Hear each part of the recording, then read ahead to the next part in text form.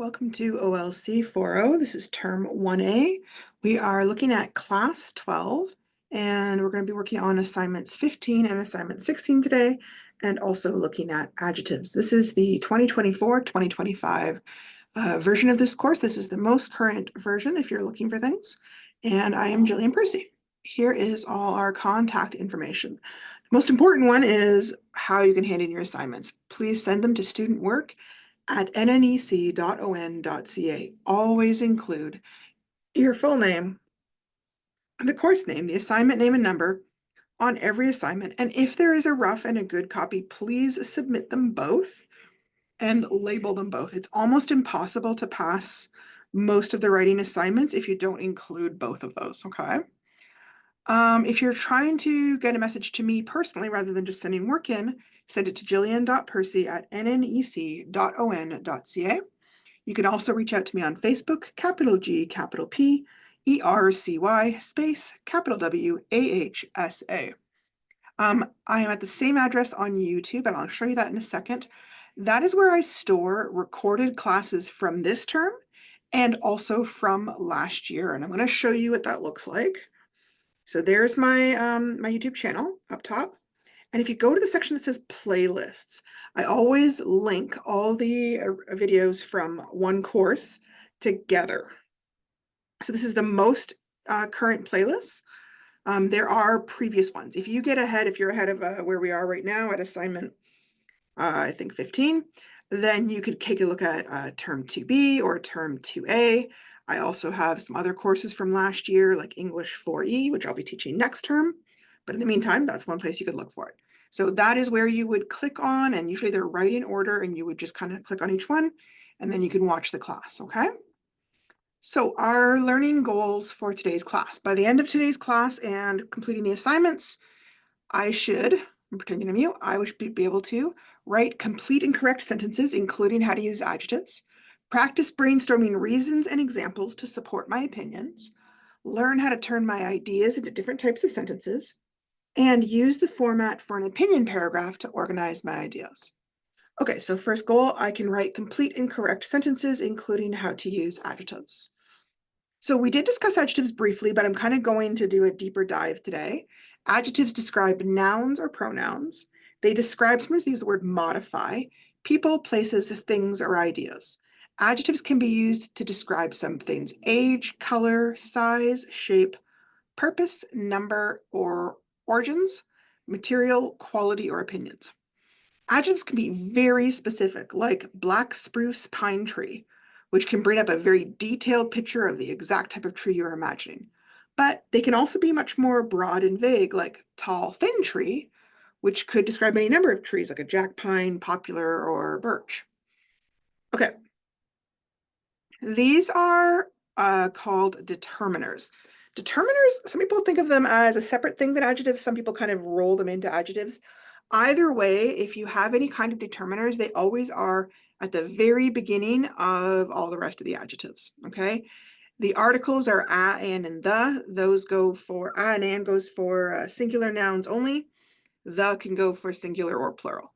Possessives are showing who something belongs to, like my car, your house. Other possessives are her, his, its, our, their, and whose. That would be like if you're asking a question, for example. Demonstratives. Demonstratives always are kind of like pointing something out, like this, that, or if it's plural, these or those. Then you've got numerals, 1, 2, 3, 4. Obviously, they can go on forever. Ordinals. Ordinals tell you what order something occurs in: first, second, third, or fourth. And then quantifiers. Those are also related to amounts, but they aren't as specific as a numeral. So things like a few, another, several, much, many, a lot of, any, some, or very. Okay, so adjectives of opinion. I was initially a bit baffled by what they meant when they were talking about adjectives that voice an opinion. However, it kind of ends up being a really huge category because of how they describe opinions. I later found kind of another reference where it talks about them as describing the quality or the attribute of something, which I think kind of makes more sense. So we could say, I eat the pizza and think it's tasty. Tasty could be considered a quality or it could be an opinion. Dad ate it and thought it was terrible. Terrible could be opinion or a quality. Mom took a bite and says it's greasy. Again, opinion or quality. John ate 4 pieces and says it's filling. So all the voices in red are essentially voicing an opinion on the pizza, or they could be considered to be describing a certain quality of the pizza. Like I said, it's a really big category, actually. Some types of adjectives probably don't need a whole lot of explanation, right? Size. Remember that size doesn't just mean things like tall and short, but it can also mean things like wide, narrow, heavy, light. Age doesn't relate just to people, but it can also relate to history. Like you could use adjectives like ancient, prehistoric, young, babyish, elderly, youthful, middle-aged. Shape doesn't have to just be things like square or circle. It could include things like wavy, curly, pointy, squarish, rectangular, circular. Color. Now remember, although we have like maybe 11 basic colors that we kind of learn in school, there are literally hundreds of names for colors used by artists and others in the design field. Some are kind of just descriptive, like red, violet, and others are kind of more evocative color names like burgundy, pine, seafoam, burnt umber. So I could say the old tall tree in the yard had leaves that turned seafoam green and silver with the sunset. Okay. Adjectives of origin. We actually talked about this with prepositions, and it's the same idea. Where does something come from? Usually we will capitalize it. It's generally a country, but it might be like a larger region or a continent or even a body of water, like Pacific salmon. That's salmon that came from the Pacific Ocean. A Chinese vase obviously came from China. Swiss chocolate comes from Switzerland. A German car comes from Germany. American cotton comes from the United States. European oil would come from somewhere in one of the European countries. Okay, adjectives of material tell you what something is made of or what it's from. And if you look around your house, you might have a whole variety of materials in your house. Keep in mind when they're talking about material, they don't just mean like cloth or fabric. They mean like whatever you make things from. So a glass window, a screen window, a stained glass window. Glass, screen, and stained glass, those are all different types of materials. A wooden table, oak flooring, pine shelves, mahogany work desk. So wooden is kind of a generic type of material, but you could be talking about specific woods like oak, pine, or mahogany. An aluminum can, a copper pot, a cast iron frying pan. Aluminum, copper, and cast iron are all examples of different types of metal. A plastic bowl, a paper plate, a wooden spoon, a silicone cake pan, a ceramic jug, a crystal punch bowl. Those are all different types of materials.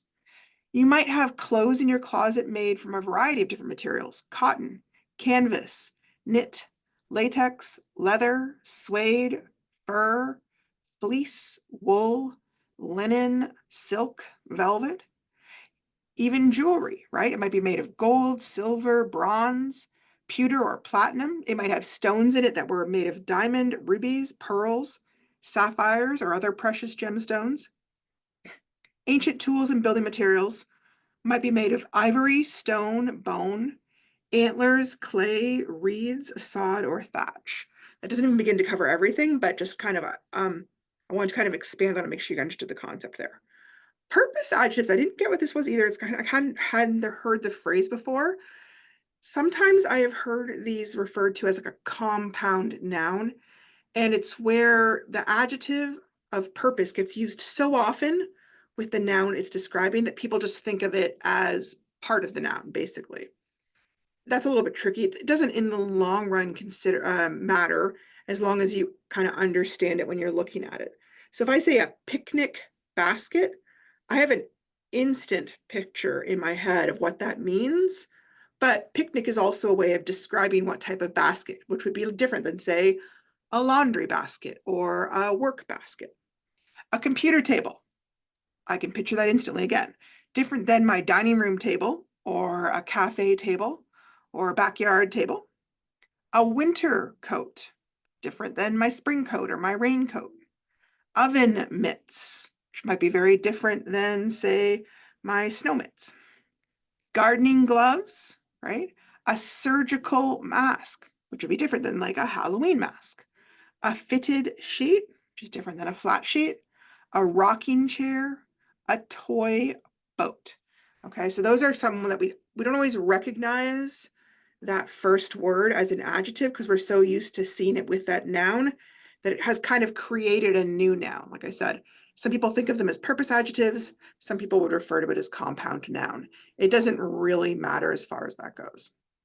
Okay, so going forward, a lot of the assignments in Unit 1 had some similarities from 2024 to 2025. But assignment 15 and 16 are significantly different than last year's version. So it's really important that you use the updated version of this course. If you don't have it, please contact me. These next two assignments are where we're going to practice talking about our opinions because later on in the course, we have to do an opinion essay. But I figure if we haven't done an opinion paragraph, I think it makes it a lot harder. So we're going to practice it in a very structured kind of way so that when we get to the essay, it'll be much easier for you. At least that's the plan.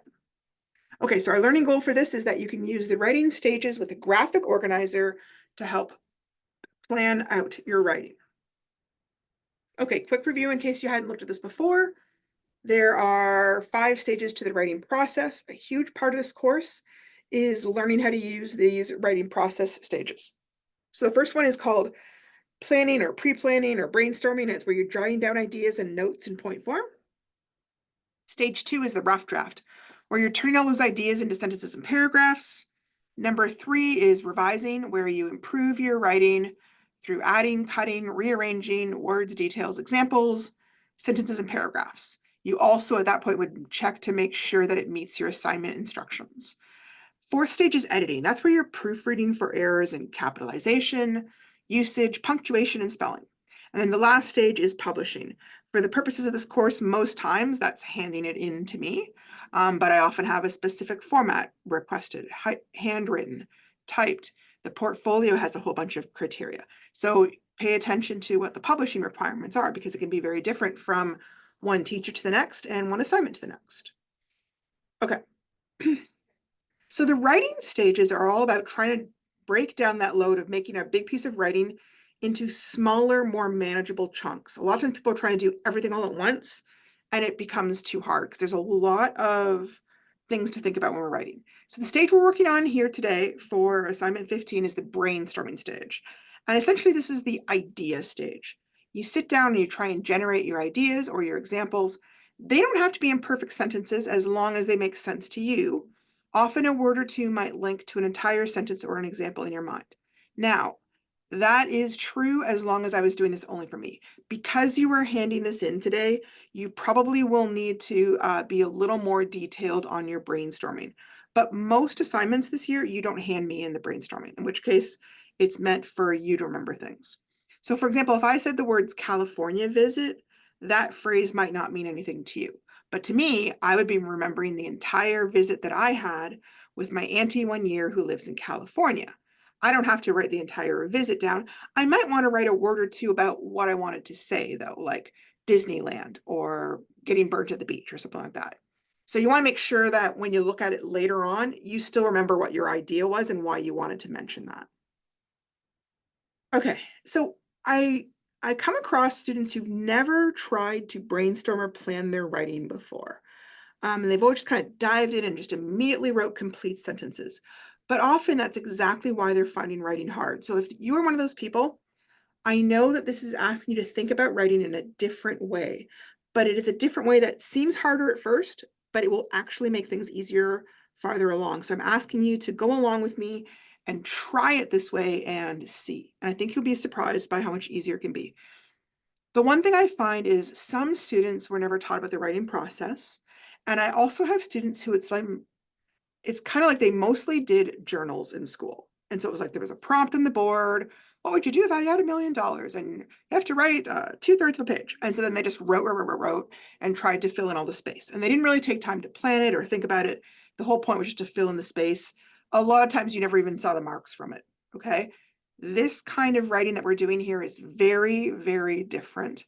And it is not just give me whatever you thought of for 2/3 of a page. I really am looking for very specific types of writing, okay? So, like I said, when you're writing a topic, you have to think about so many things at once. Things like your ideas for the topic, the paragraph structure, sentence structure, spelling, punctuation, vocabulary, grammar, and usage. It can be too many things at once. That's why pre-planning can be so helpful because you can get your ideas kind of down first. And then this kind of more finicky stuff can be added on afterwards. So graphic organizers can be a great way to plan out those initial thoughts in a visual manner without having to worry about all the different elements at once. There are all sorts of graphic organizers used in writing. Sometimes they can be very useful to make sure that you're following the correct writing format, and they're giving usually kind of a visual framework to fill in to make sure that all the important content and things that you need are all there. They are very often used at the brainstorming or pre-planning stage. They're not usually the end thing, they're usually like one stage along the way, okay? Each organizer generally tries to reflect a different purpose and the different elements for each type of writing. So I'm going to show you just a few different examples of writing organizers. We use some of these in this course or other courses. Okay, so story writing. This is one example of a graphic organizer people might use if they're beginning to write a story. It's called a story mountain, and you'd plan out the beginning. What is the exciting things you're going to build up? What is the big problem that needs to get solved? How are you going to fix that problem? And then how did the story end? And the idea is it's supposed to go from being low excitement to bigger, bigger, bigger excitement and lower back down again. And the idea is that the picture is trying to kind of cue you as to what you're doing with the writing. Here is an example of a recipe organizer. And up top, it's giving you a spot to write the name, to list the ingredients. Here they're talking about the directions. Here's any important notes you might want to include. So it's a very different one because it's following a different purpose, right? Sometimes when people are doing a recipe, they forget about the ingredients, right? I'm not sure what these are supposed to be. Some sort of little icons that you might want. And then we've looked at this type, not this exact one, but this type is the idea of a paragraph writing organizer, hamburger writing. What's the main idea of the opening sentence, your next detail, next detail, next detail, and then your closing sentence. And the visual here is trying to remind you that the top bun, your opening sentence, and your bottom bun of your closing sentence should feel and sound somewhat similar. They're restating the main idea. So that's the idea they're trying to get across with their visual. Okay, so for this one, we're going to use kind of a very simple organizer. It's more or less just a little chart, which I'll show you in a minute. For this assignment, first, I'm going to give you two possible topics. You've got to pick one of those topics, and then you have to tell me, do you agree with this topic or do you disagree? Again, there's no right answers. As long as you can argue about it, that's all I'm looking for, okay? After that, you're going to need to think of 3 reasons why you agree or disagree with the topic, and then give me an example of each reason. So topic number 1 is all drugs, including potentially harmful ones, should be made legal so they could be controlled and regulated like alcohol is. Do you agree or disagree? Why? Topic number 2 is handguns, but not hunting rifles, should be banned in Canada as they are only used to shoot people and create more problems than they solve. Do you agree or disagree, and why? For this assignment, again, it doesn't matter which one you choose, but make sure that you are picking one that you've got a lot to say about. If you don't really care or have any thoughts on the matter, don't pick that one because you're not going to have enough to say about the topic, okay? I tried to pick ones that I thought people would have strong feelings about and would be able to choose something to say. So I'm going to give you an example with a different one. The topic I picked was that 1 hour of gym should be mandatory for all elementary students, I might say that I agree, and I might give my reasons. Reason number 1, kids are not playing outside after school like they used to. Example, my little brother comes home from school and goes right on his iPad. And so then you would fill in the organizer, which I'm going to show you in a second, until it's all complete. So here is your overall organizer. You'd state your topic. So in other words, tell me which topic you picked, then tell me whether you agree or disagree. Just doing that part is 2 marks. Give me your first reason why you agree or disagree, and then give me an example.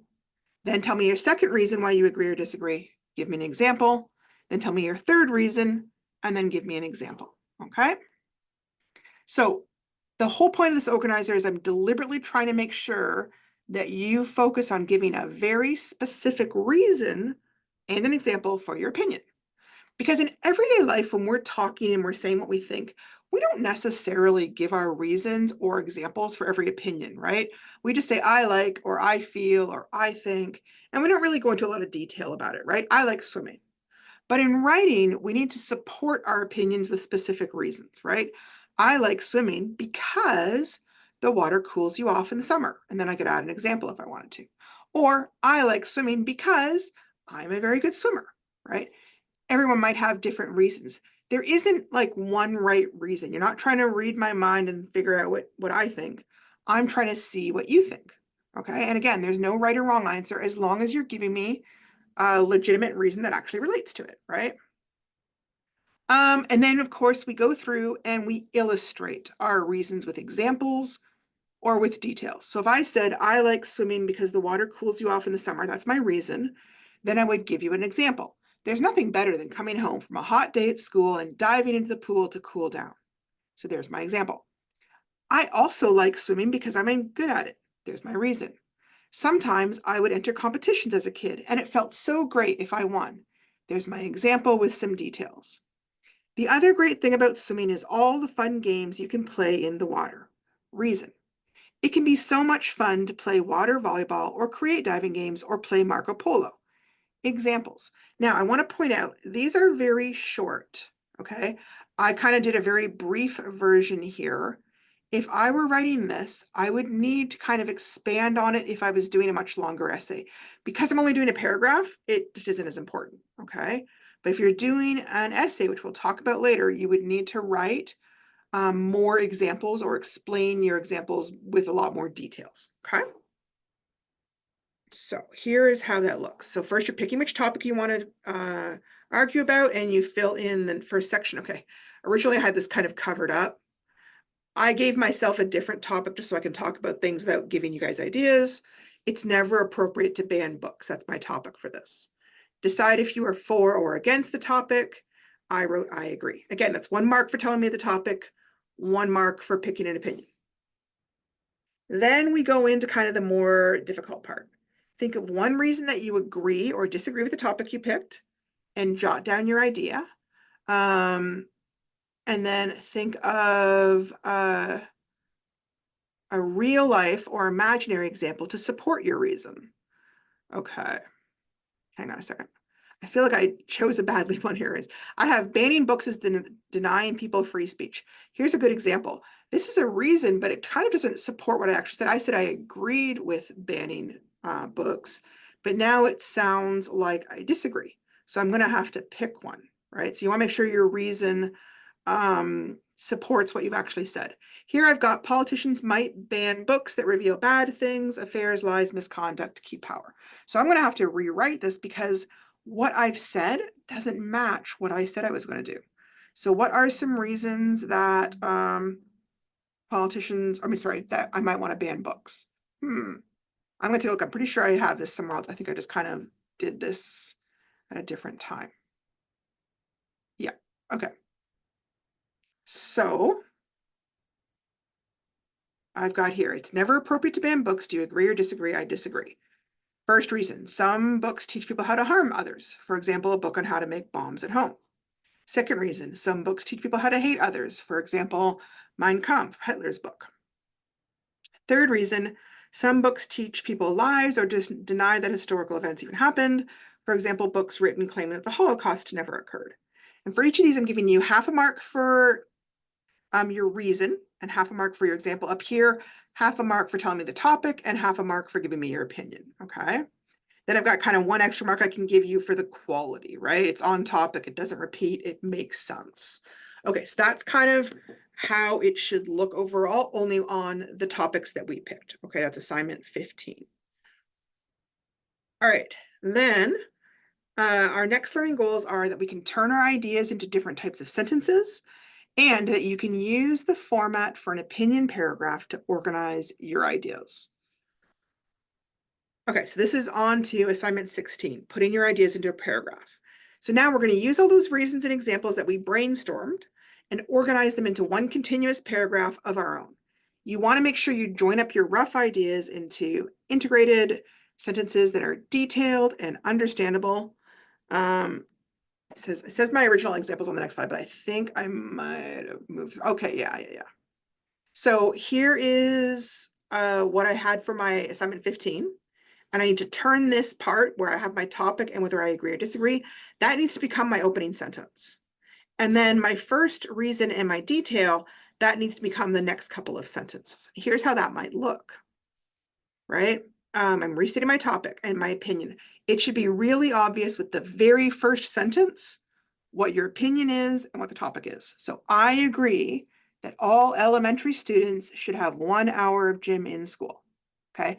This part needs to be really blunt and straightforward. I shouldn't have to guess what your opinion is, and I shouldn't have to guess what your topic is. Okay. Then once I've got that down, now I begin explaining my reasons and my examples, and I add more details if they're needed. So then I might go on. Many kids are just not playing outside after school or even on the weekends like they used to. My little brother and his friends just come home after school and go right on their iPads or game systems. So I kind of added some details, right? It's not quite as bare bones as my original because now I'm writing the paragraph and I want it to sound good. And as I'm writing, I might think of little details and things that I want to add that make it sound better. Okay, so I want to talk about a word or two versus our jot notes versus the complete and correct sentence. When we're talking about assignment 15, I don't want to I could just write something like books harm bombs, but if you're handing that in, I'm not really going to understand anything. And to be honest, if you're trying to write from that, it might not be enough words for you to make a good sentence. It might help yourself to be a little more detailed and do like more specific jot notes. Like books can have information that harms people. Example, a book could teach people how to make bombs or poisons. Now, these are not necessarily complete sentences. I'm not worried about my punctuation. I'm not worrying about if I said it perfectly. I'm just worrying about if it makes sense. Okay. Then I go on and turn it into complete and correct sentences like, sometimes books may contain information that can teach people how to do things that hurt others. For example, books may contain information that can be used to harm others, such as books about building bombs or creating poison. Now, this is a little bit repetitive. I might have to change that up as I was writing, but that's kind of an example of how I might do it. Okay, here is another example. Yep. Okay, so this one, I kept the two parts of my assignment number 15 as two separate sentences. Some books teach people how to harm others, period. One example is a book on how to make bombs at home, period. But I could also try and join those two notes or those two simple ideas into a better compound or complex sentence. Some books teach people how to harm others, comma, such as a book that explains how to make homemade bombs. And so then I've turned it into a more interesting sentence, okay?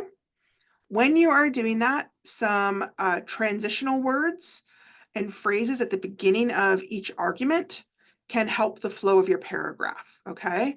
They can help establish sequence, order, explain the cause, suggest limitations or conditions, or help provide a contrasting view. So for things like order, I might say first, second, third, first of all, firstly. If I'm talking about a sequence of things, I might say things like to begin, next, after that, then, finally, at last, in closing. If I'm trying to explain the cause of something, I might use words like since, due to, because of, the effect is, as a result, consequently. If I want to add some more information, I might use phrases like in addition, as well, furthermore. For example, if I want to add some limitations to what I've said, I might say if, even though, or despite the fact. And if I want to provide contrast, I might say things like on the other hand, however, although, or to contrast. These kind of phrases make your writing look really coherent, well thought out. They are really, really helpful for letting your reader understand what you're thinking. Okay, so here's an example of how to add a transitional phrase. It's the same example I've been using all along. I've got my two sentences, but all I've done here is I've added the phrase first of all to my first sentence. So first of all, comma, some books teach people how to harm others. Now I put a comma here because this is like a little transition phrase. It's not my subject of my sentence. Remember that we very often have the subject of our sentence as the very first couple words in our sentence. So I put a little comma here to kind of show, hey, that's not my subject. That's not part of it. I'm giving the reader a heads up. And then I would just go on. Here I've used the second one where I created a complex sentence and I use the phrase to begin. And same thing, to begin, comma, and then I go on with my sentence, okay? You can also add some more details or give some more examples in another sentence. Because we're only writing a paragraph, you don't have to. But sometimes as you're writing, you kind of think of other ideas, and it can make for a really interesting paragraph. So here's an example where I say, finally, some books should be banned because they teach people lies or even deny that historical events happened. That's my reason. Now I give you some examples. For example, sometimes people write books full of lies to deliberately smear a person's reputation. In addition, there are some books written that claim the Holocaust, which killed 6 million people, never actually occurred. People should have confidence that what they read is not simply a collection of lies created to harm others. Okay, so that's kind of my explaining my first reason a little bit more, right? Okay, after you've done all your reasons and examples, you want to write a closing sentence that helps you wrap up your opinion paragraph. So if I was talking about, sort of going back a bit, when I was talking about having an hour's worth of gym, I might end with saying something like, it's important to young people's physical and mental health that they get the benefits that come from getting at least an hour of exercise. And this is just a way of kind of wrapping up your ideas, restating them, and sometimes trying to get like back to the point. If you wrote a long paragraph and someone's been reading along, they may well have kind of lost what you were originally trying to say. And it's your chance to kind of like get that back in there. Oh, hey, here's what I was trying to prove. Here, what I was trying to explain. Okay. It's a nice little way to let your reader know that your writing is coming to an end as well. Okay. Some of the closing phrases that you might look at, like things like in summary, in conclusion, to sum up my arguments, to wrap up, finally, for these reasons. Those are all little closing phrases that we use to give our reader a heads up. Hey, I'm about to write my last sentence, and we put a comma, okay? Because these are not a subject. They're just kind of like a little linking phrase. Different writers tackle their conclusion in different ways. Sometimes they just try and restate their opinion in a new and interesting way, and that's totally fine. So for example, I might say something like, in conclusion, comma, I do believe that some books should have some form of restricted access. Other times, the writer might relist all the main reasons in a summarized fashion to try and justify their overall opinion. This is more common if the paragraph is much longer with many examples, where the main points might have gotten forgotten or lost and might need some more emphasis to stand back out. So here's an example of how that might look. For these reasons, dash, telling lies, stirring up hatred, teaching harm. Those are my 3 reasons. Dash, I'm closing my list. I agree that some books might need to be banned. So I don't have to write each of the 3 main reasons over again. I'm kind of going back and doing a very brief explanation of it. If I wrote well, my reader should know what I'm referring to. Okay. Okay. So at this point, you should have written your opening sentence. You've created good sentences out of all your reasons and your examples. Now, you don't want to just hand it in to me. You want to edit it before you go any further. Okay. So just like in an assignment, not 16, assignment 13 we were looking at actually, right? Remember we were doing the newsletter and we talked about editing and checking for the acronym is CUPS, and it stands for C for capitalization, U for usage errors, P for punctuation errors, and S for spelling. Okay, so capitalization. We discussed in assignment number 13 all the different rules for capitalization. Basically, if I was going to summarize, the first letter in a name, a title, or a sentence. I do want to make one quick reminder. If you are editing run-on sentences and you use a period to create a new shorter sentence, you've got to remember that that new sentence begins right after that period, and it needs a capital now because it's the beginning of a sentence. So if I said the bear was hungry after spring and it began to look for food, I can't do this. I can't just put a period here and then just leave it. It doesn't make any sense. First of all, I would need to get rid of this conjunction because we don't start a sentence with a conjunction. And I've got the word it here. It's lowercase. I need to make it a big I so that my reader knows, hey, I'm starting a new sentence. Okay. That is the one really, really big thing that needs to be remembered.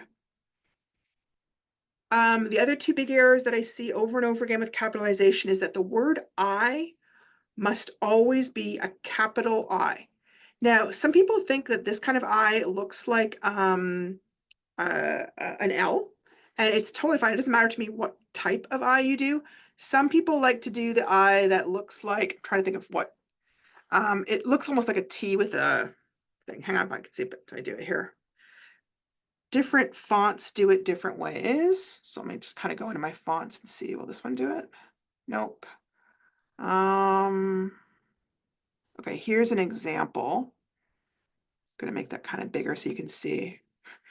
This one has kind of like a little header on top, like a little line up top and a little line in the bottom. Some people find this easier to see as an I. It does not matter to me which way you do your I. You just can't do the kind of I where it's like the line with a little dot on top, okay? So this is true even when it's part of a contraction. So things like I'd, I'll, I've, or I'm, I can't use the baby I. Okay, those are automatically wrong because it's still me talking about myself as a person. So it's got to be a capital. Oh, the one other thing I see sometimes is sometimes in the middle of a sentence, somebody just seems to kind of randomly throw in a capital letter, usually after they've used a comma or a semicolon, but you do not need a capital letter after a semicolon or a comma. So if I said I went to the park, comma, and does not need to have a capital. It's not a new sentence, okay? So I would just make a lowercase. Same thing if it was a semicolon. Even if I'm joining two completely separate sentences together, because I'm using that semicolon, the first letter after it is still stays a small letter, not the big or the capital letter, okay? All right, so usage. Usage is a generic category. It's kind of large because it kind of covers anything that needs to be corrected grammatically, but it's also a bit vague. So things you might want to watch out for are things like words that are in the wrong order in the sentence. Every sentence should have a subject and a verb and should make sense. Singular nouns must have an article in front of them. Okay, I know that isn't true for all languages, but it is true for English. The articles are a, an, or the. A and an are only used with singular. The can be used with singular or plural. Plural nouns don't have to have a or an, okay? I don't know why that is. There's no reason that I know of. It just isn't one of those things. All right, so those are the things I want you to look for. The more you do the course, the more you do writing, the more things you'll get to notice looking for usage, but I'm just kind of giving you some things to start off with. Okay. The other thing is punctuation, commas and periods. Most people use question marks and exclamation marks just fine. I don't usually find those are problems for people.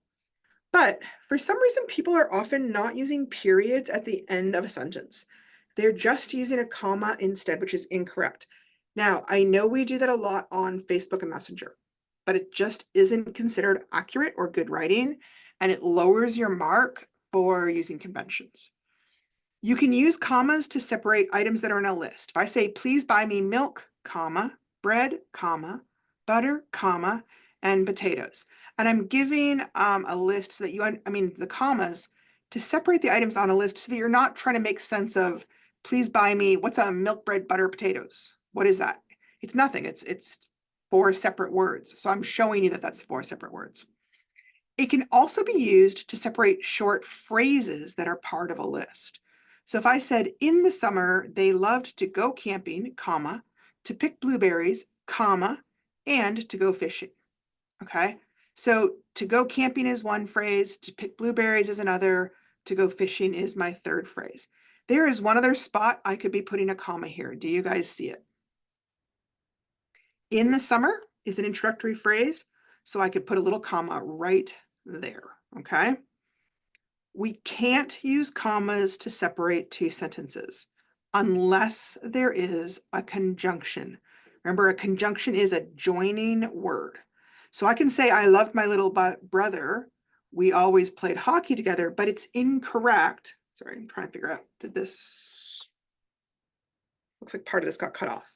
I would have to say, I loved my little brother and we always played hockey together. I could even say, I love my little brother when we always played hockey together. But I can't just say, I love my little brother, comma, we always played hockey together. That's incorrect. Okay, editing punctuation. So I'm going to go out on a limb here and say, if you are not comfortable using dashes, colons, or semicolons, I would honestly just avoid them for right now. Okay, they are a little bit tricky to use, so be cautious. However, if you are wanting to use them, here are the main criteria. Dashes are used for three main reasons: to define a word, in other words, to give a definition, to introduce a short list, to provide more information, which is kind of like the definition thing, and to provide emphasis. Okay.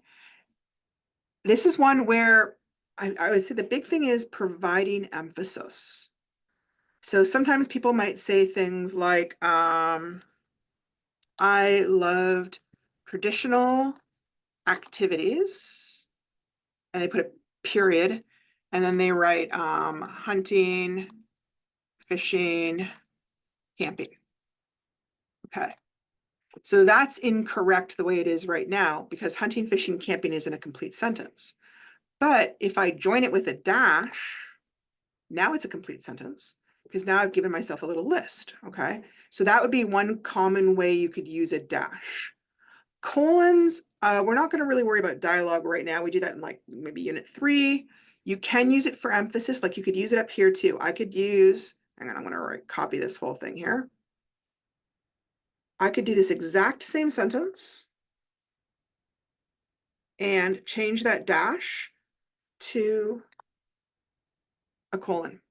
Because again, I'm giving a list, okay? So that's another way that I could join those two sentences and still have it make sense. Semicolons are probably the trickiest things to use. You either use them when you're trying to join two sentences that have a connected meaning, or if you're trying to separate items in a list and the list is like long phrases or it already has a bunch of commas in it. And then you're trying to use the semicolon, it's kind of like an extra big super comma to kind of show, hey, this is a bigger section, okay? So they are a little bit tricky, and I don't find people use them very often these days. So if you've never used them, you can happily write every assignment in this course without ever using them and you'll be fine, okay? All right, editing. We've talked about this before. The big thing is a lot of people have gotten so used to using the computer to catch every mistake. But a spelling program will not catch certain types of spelling mistakes. So if you use a word that is spelled correctly, but is not the word you were trying to use. So if you want to write, he was a leader that influenced others, but you accidentally wrote, he was a leader that inflamed others, the computer won't tell you it's wrong because it is a word and it's used correctly in that sentence, but it has a completely different meaning. So that's one way it will not catch things. The other common way is when you're using a homophone. A homophone is where you have a word that sounds the same, but has a different spelling and meaning. A lot of times, computer spelling programs will not catch this. Now, sometimes they'll catch it with their grammar program. But if you check just spelling, it won't catch this, okay? So 2, 2, and 2 all sound exactly alike, but they have 3 different spellings and 3 different meanings. TO is a location, like I'm going to the store. TWO is a number, the number 2. And TOO means also like, me too, I want to go to the store. There, and there. The first there with THERE is another location, like he's gone over there. Their is the possessive, like I own it. That's, or not I, but they do. That is their car. And then the last one is they apostrophe re, and that's a contraction for they are. Like they're coming to the movies too. The other one is it's and it's, where there's the first one has it apostrophe s, and it's a contraction for it is, like it's raining outside. And the second one, its, is possessive, like the car had its tires punctured.